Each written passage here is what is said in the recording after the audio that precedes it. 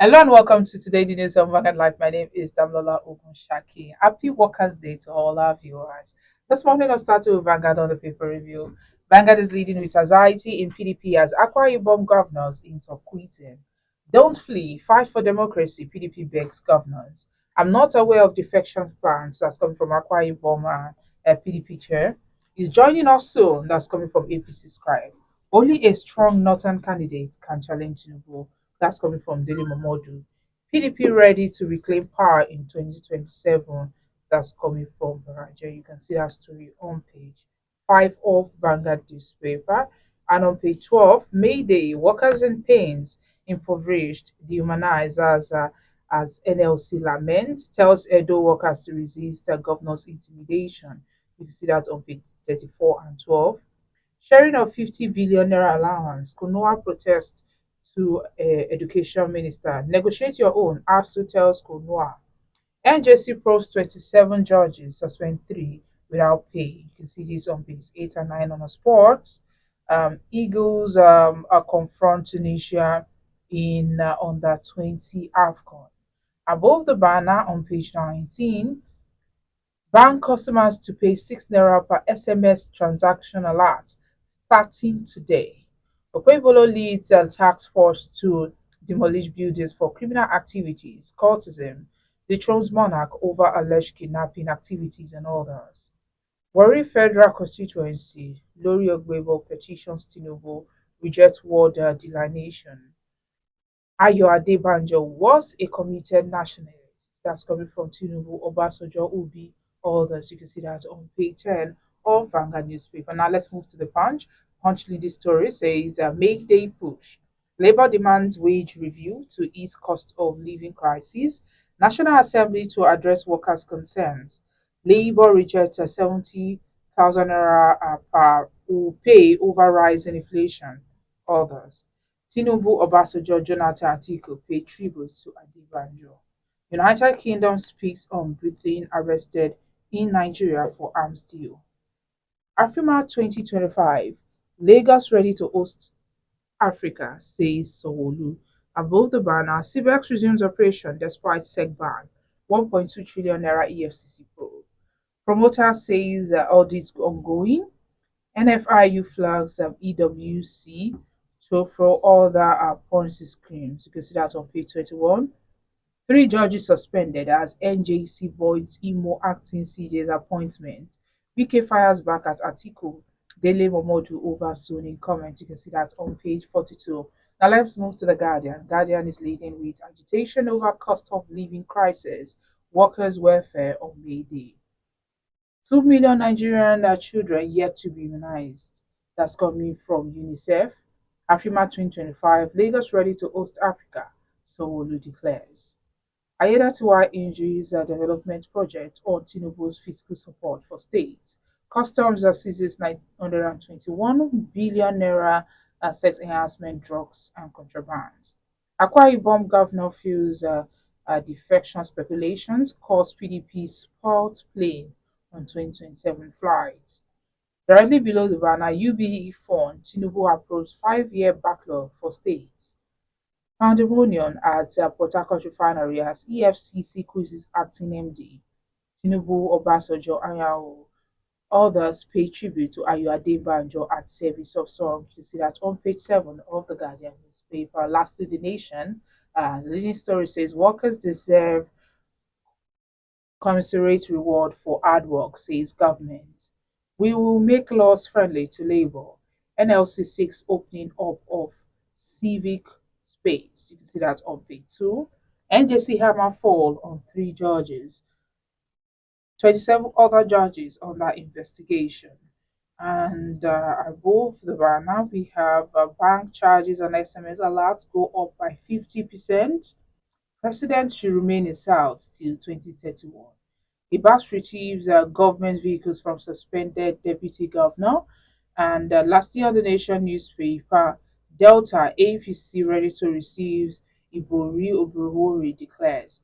News page 39 as that story. That's all we have on the front pages of the dailies. Join us after the break for a brief analysis of some of the stories.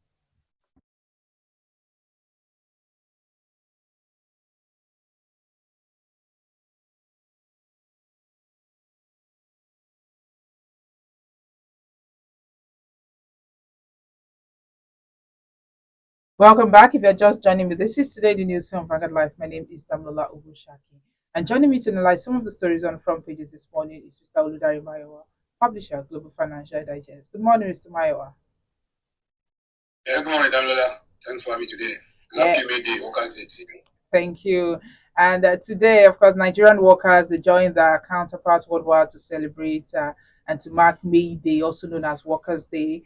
But however, rather than celebrating, workers in the country find little cause for joy.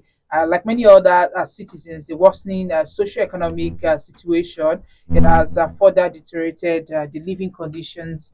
Leaving many impoverished. As a worker in Nigeria, how do you feel about the condition of the country? And the economy. Thank you very much. Well, nobody in Nigeria today, except those who are in government, so those who are benefit from the system, will say they are happy the way things are. I'm sure the president himself, President Bola Tinubu will not be happy with the condition of things in Nigeria today because what we are going through today does not add value to him or to what he professes. So I'm not seeing anybody celebrating anything because there's nothing to celebrate. I want to talk about the rising cost of food, rising cost of living in the countries, the insecurities, name it. So I'm not sure the president himself won't be happy genuinely. Yeah, they might be mounting something different. They might be pressing their effort. Might be, but that's what is expected of them as a leader to give hope even in darkness. But I can well assure you that I'm not aware of any Nigerian genuinely in their own closet.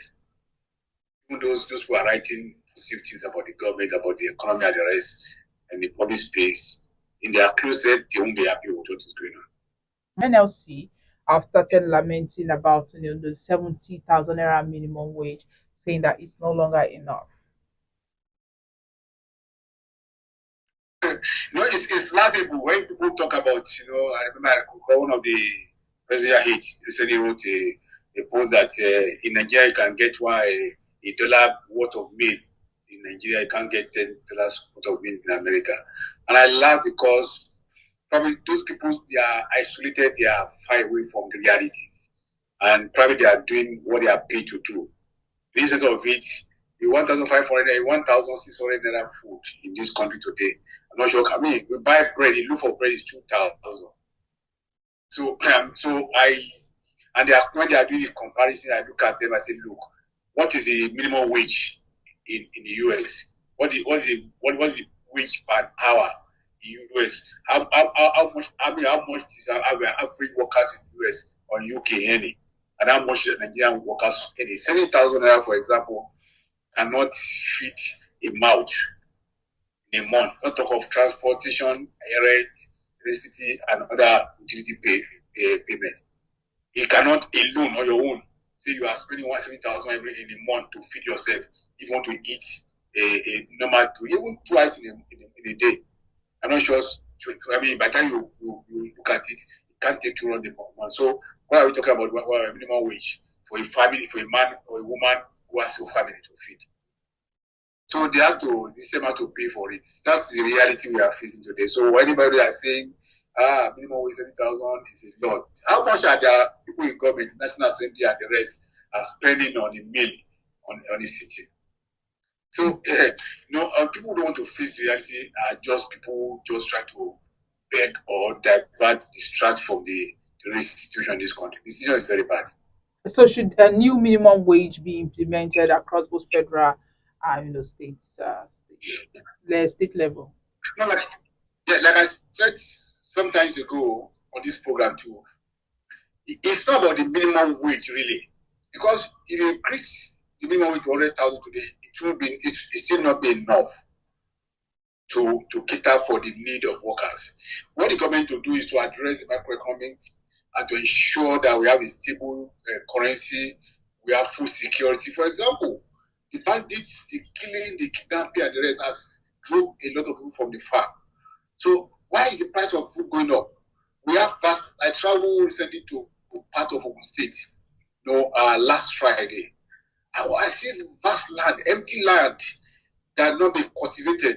probably by the result of a bandit, this man destroying farms, killing people, kidnapping people.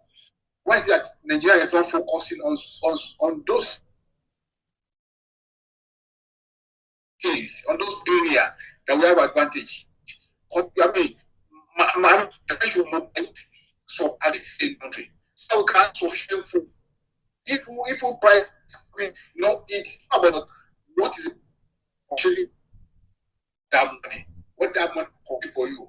If price could, if for example, we're able to reduce the price of bread from 1,000 or 2,000 naira, for example, for at least say 1,000 in the meanwhile, I have a quality bread. You don't need a load of money to go and buy bread. The same thing across rice, yam, another element of the food system. But we are not focusing on that. For example, we are focusing much on crude oil.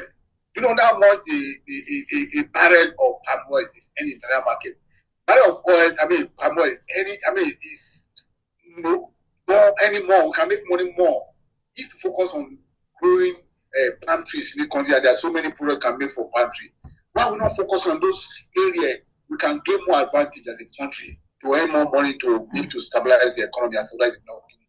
Why is government just dancing around the old systems and they don't know what they are doing? That's my own issue. Not increasing of wage, not minimum wage 100,000, 200,000, 300,000. They don't do anything until government address the fundamental flaw in the system.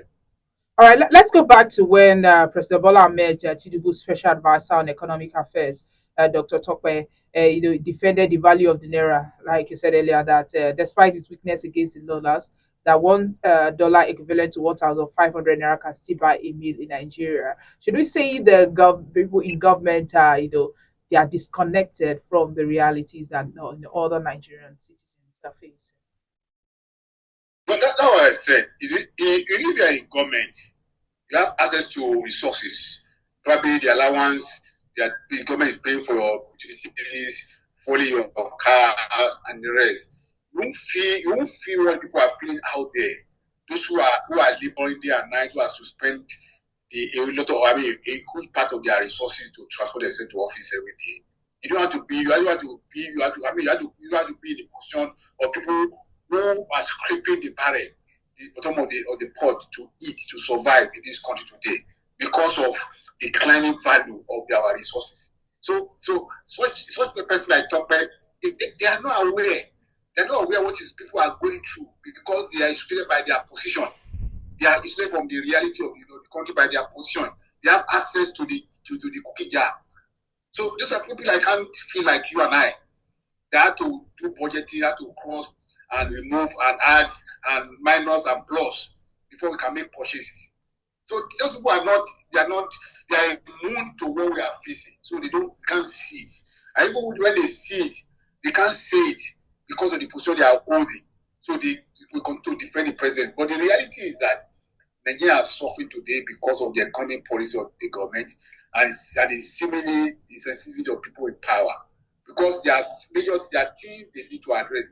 There are no angry food that if you address such issue, like I said, food alone, if the government successfully address the area of food security, our problem would have been half solved in this country. But what is government doing about in the agricultural sector? None. I'm not seeing what they are doing really. They may be doing something, but we are not seeing it because the effect is not percolating down the line. Mm. All right, let's move away from that and talk about PDP and APC saga. So the last bit not have been heard regarding the wave of the factions, eating the People's Democratic Party (PDP) as Governor Umoeno of Akwa Ibom State late Tuesday, hinted at a possible defection ahead of the 2027 general election, likening his party PDP to a faulty aircraft, just as his comment elicited jitters and entreaties from PDP stalwarts. What do you think? There's an underlying issue in PDP that is causing the defections of this governor? I mean, Delta State governor just defected with his predecessor and some of the cabinet members. What do you think about this? Yeah, okay. When you look at it generally, number one, it's not new that people cross from one party to the other, especially people cross from the opposition party to the ruling party. Why? Because there are more food in the ruling party than the opposition party. The opposition party are not in government. Government in the central has capacity to appoint many people to corporation, MPAs, give appointment, give patronage, award contracts, and the rest. Secondly, government in real power has the power over the EFCC, for example, to probe those who have looted the economy and bring them to justice. And secondly, the government in center has the capacity to win election as it is because of the capacity for patronage, to dispense patronage to the people. So these are the attraction to people from the opposition to the ruling party. And we have seen that happen over either during the PDP government or whatever. The people will migrate from the opposition to the ruling party. And towards the election like this, there are other factors that influence such things. People are looking at, can I go back to that? For example, the government is because that influence such things. People are looking at, can I